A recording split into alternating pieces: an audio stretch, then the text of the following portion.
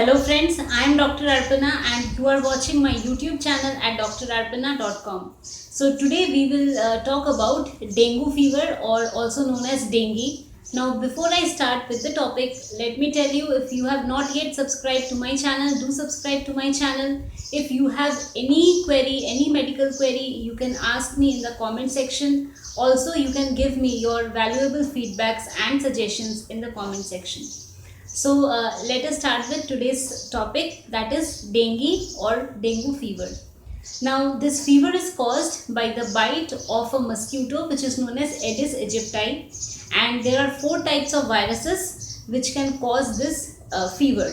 So now what happens is, when this mosquito is biting an infected person, then it is getting the virus in itself, and now when some healthy person is bitten by the mosquito again, then the virus is transferred from the infected person to the healthy person.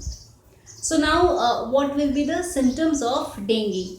So for the first 2 to 3 days, the symptoms will be pretty much similar to the symptoms of any other flu or any other viral fever, any other infection. Like there will be raised body temperature, that is fever. Then there can be some headache, some pain around the eyes, and some kind of muscle pain, some kind of soreness all over the body.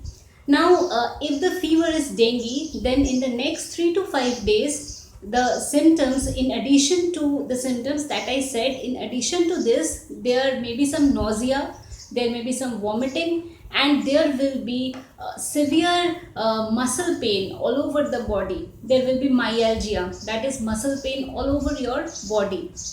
So now not all cases of dengue progresses into the DHF or dengue hemorrhagic fever, in which there is blood clots in underneath your skin, which can be seen as spots under your skin, and then there can be, in some rare cases, there can also be some amount of bleeding from your nose, from your mouth.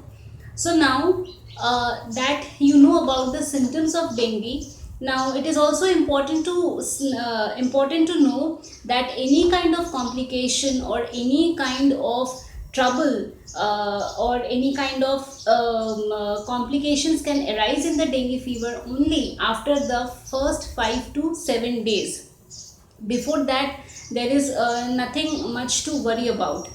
So now what should be the protection from this? So as you know that it is caused by the bite of the mosquito, so it is important for you to stop breeding of the mosquito in and your surroundings wherever you are staying. So for that, always keep your house clean, keep your surroundings clean, your terrace, your garden, and make sure that there are no broken utensils or pots lying around where water can collect, and then it can be a potential place for the mosquitoes to breed.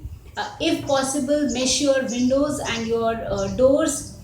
Try to use mosquito nets, and then when you are going out, make sure you are wearing full sleeve clothes, full sleeve shirts, full sleeve pants, also socks, and whatever area is exposed, just try to apply some mosquito repellent creams. Also encourage children to wear full sleeve clothes, and whenever they go out, make sure that you apply some mosquito repellent creams to them. Now if you have a habit of keeping water for the birds out in a pot, then make sure that the pot is cleaned on a daily basis, the water is changed every day. If you are using water coolers, then make sure it is clean, it is the water is changed in it, and if you are not using it, just keep it dry. And now coming to the fever. Now if you are having fever, then what is to be done? Now in fever, there is a disturbance in the fluid and the electrolytes in your body. There is an imbalance of fluid and electrolyte. So the first line of treatment in any fever is be well hydrated. Drink lots of water. Now if you cannot drink more water at a time, then just take sips of water. You can take ORS water, you can take some lemon water, but just keep yourself hydrated. Then the second thing is, if some child is having fever, then you can make some fresh juices at home and then just freeze it, just make it some ice lollies and give it to them so that they can lick it and they can get the nourishment from the juice. At the same time, they will be hydrated as well. Coming to the food, now the system is already compromised, you are already having fever, so take some food which is mild on the stomach and which is easily digestible.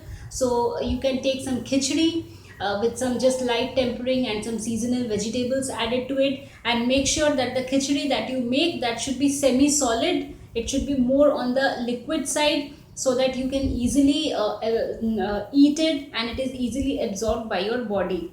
Then bathing. Now bathing is an important part of fever. Whenever you are having fever, make sure that you do bathe.